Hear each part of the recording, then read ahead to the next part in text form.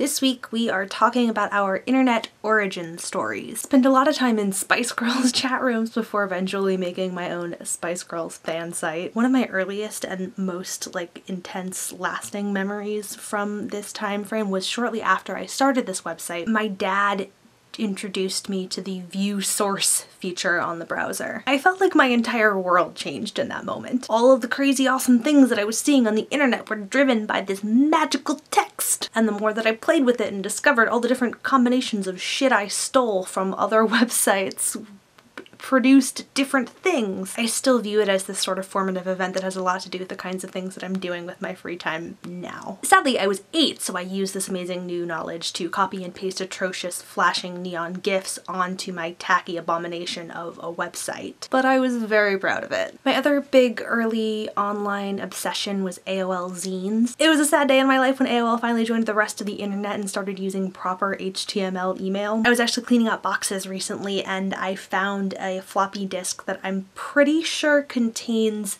text files that are not really even readable because they're meant for AOL 4.0 and 5.0 email. From there, it was LiveJournal and MySpace. In high school, I had this music website that was primarily a message board, but it also had kind of some other stuff going on. And as a result, I was able to use it to get free tickets to concerts and free CDs and stuff. I had a press pass to Warped Tour all 4 years of high school. I actually still have printouts of questions because essentially what I did was say, hey, I'm going to interview Taking Back Sunday.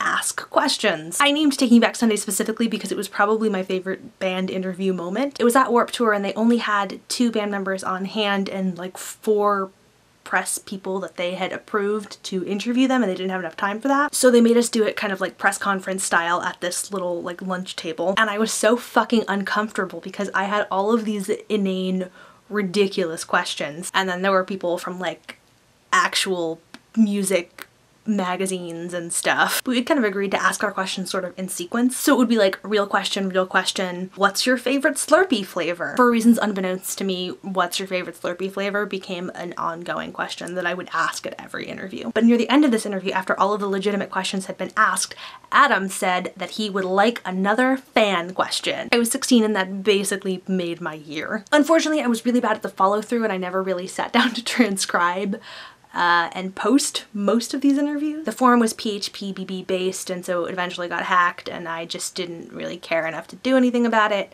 because I was leaving for college. While in college I was broke and my ownership of the domain name lapsed, and it has basically been owned by people who just own domain names ever since then. About a year ago I actually looked into it and they wanted $2,000, so obviously no. But one day when I'm stupid rich, I'm gonna get it back. Not because I actually intend to revive this website, but because it belongs to me and it's mine and they can't have it, except that they do have it. Anyway, I went to college and kind of kept doing random internet-y things, but mostly on the side, and then after I graduated, I started a personal blog to deal with my feelings of directionlessness and related feelings of inadequacy. A few months after starting that blog, I joined the 20-something bloggers network. Talking to all these other people who were in kind of similar situations made me feel infinitely better about my capacity to be a person. And it was there that I met Lorraine and all of the other girls that would start Childhood Trauma. In May of 2011, Lorraine and Sarah sent us an email saying, yo, you want to read old books and blog about it? And I was like, yeah, that's